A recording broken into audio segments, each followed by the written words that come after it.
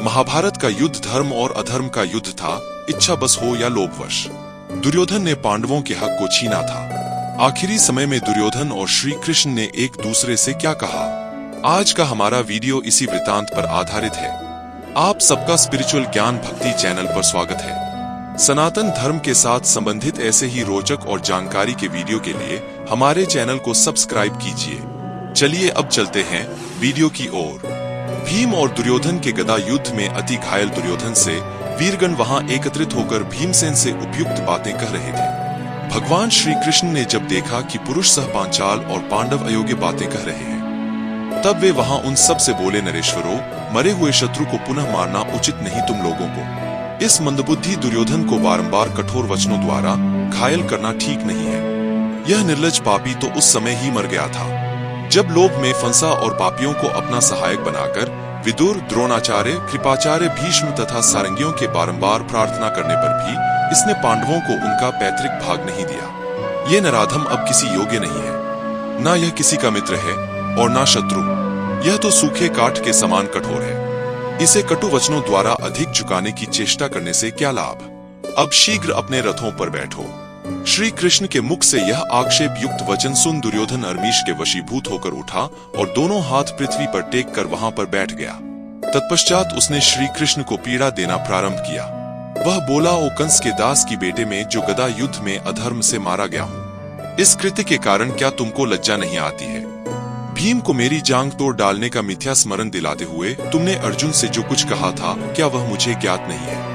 सरलता से धर्म अनुकूल युद्ध करने वाले सहस्त्रों भूमिपालों को बहुत से कुटिल उपायों द्वारा मरवाकर ना तुम्हें लज्जा आती है और ना ही इस बुरे कर्म से घृणा होती है। बलवान भूरेश्वर का हाथ कट गया था और वे आमरण अनशन का व्रत लेकर बैठे हुए थे। उस दशा में तुमसे ही प्रेरित होकर महामना साकतकी ने उनका वध कर दिया था, जो प्रतिदिन शूरवीरों का भारी सहार मचा रहे थे। उन पितामह भीष्म का तुमने शिखंडी को आगे करके वध करवाया।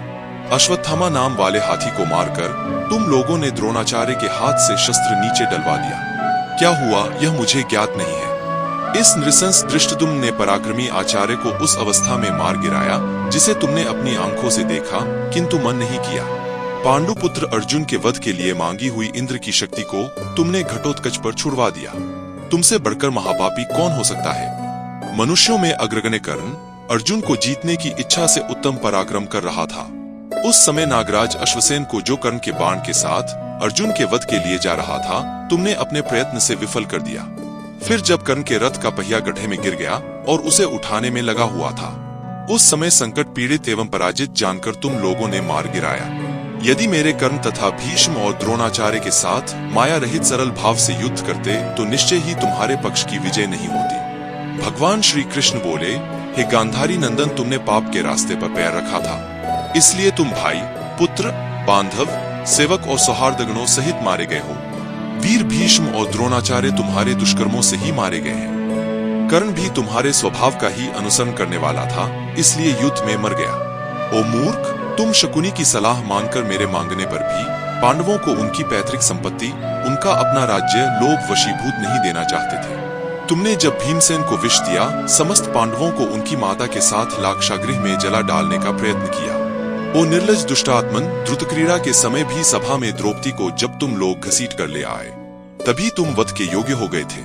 तुमने द्रुत के जानकार शकुनी के द्वारा उस कला को न जानने वाले धर्मज्ञ युधिष्ठिर को छल से पराजित किया था। इस पाप से तुम रणभूमि में मारे गए हो। तुम्हारे अपराध से बहुत से योद्धाओं ने मिलकर युद्धस्थल में जो अकेले बालक अभिमन्यु का वध किया था। इन्हीं सब कारणों से आज तुम भी रणभूमि में मारे गए हो। भीष्म पांडवों के अनर्थ की इच्छा रखकर समर भूमि में पराक्रम प्रकट कर रहे थे। उस समय अपने मित्रों के हित के लिए शिखंडी ने जो उनका वध किया है, वह कोई दोष या अपराध की बात नहीं है। आचार्य द्रोण तुम्हारा प्रिय बनने की इच्छा से अपने धर्म को पीछे करके असाधु पुरुषों के मार्ग पर चल रहे थे। आथ युद्ध स्थल में धृष्टद्युम्न ने उनका वध किया है। अर्जुन ने विरोचित सदाचार का विचार करके बहुत से छिद्र प्रहार करने के अवसर पाकर भी युद्ध में कर्ण का वध नहीं किया है। आथ तुम उनके विषय में ऐसी बात ना कहो। विद्वान शाक्ति ने अपनी प्रतिज्ञा का पालन करने की इच्छा से सम्रांगण में अपने शत्रु महारथी भूरिश्वा का वध किया था। देवताओं का मत जानकर उनके प्रिय और हित करने की इच्छा से ही मैंने अर्जुन पर महानाग अस्त्र का प्रहार नहीं होने दिया और इसे विफल कर दिया। तुम भीष्म, कर्ण, द्रोण, अश्वत्थामा तथा कृपाचार्य विराटनगर में अर्जुन की दयालुता से ही जीवित बच गए थे। याद करो अर्जुन के उस पराक्रम को जिन्होंने तुम्हारे लिए उन दिनों गंधर्वों पर प्रकट किया था। गांधारी नंदन, पांडवों ने यहाँ तुम्हारे साथ जो बर्ताव किया है उसमें कौन सा अधर्म है? शत्रुओं को संताप देने वाले वीर पांडवों ने अपने बाहुबल का आश्रय लेकर क्षत्रिय धर्म के अनुसार ही विजय पाई है। तुम पापी हो इसलिए मारे गए हो। तुम जिन्हें हमारे किए हुए अनुचित कार्य बता रहे हो वह सब तुम्हारे महान दोष से ही किए गए हैं। तुमने बृहस्पति और शुक्राचार्य की नीति संबंधी उपदेश को नहीं सुना है, बड़े बूढ़ों की उपासना नहीं की है और उनके हितकर वचन भी नहीं सुने हैं। तुमने अत्यंत प्रबल लोभ और तृष्णा के वशीभूत होकर न करने योग्य कार्य किए हैं। आठ उनका परिणाम अब तुम ही भोगो। दुर्योधन ने कहा, मैंने विधिपूर्वक अध्ययन किया, दान दिए, समुद्र सहित पृथ्वी का शासन किया और शत्रुओं के मस्तक पर पैर रखकर मैं खड़ा रहा। मेरे समान उत्तम अंत किसका हुआ है?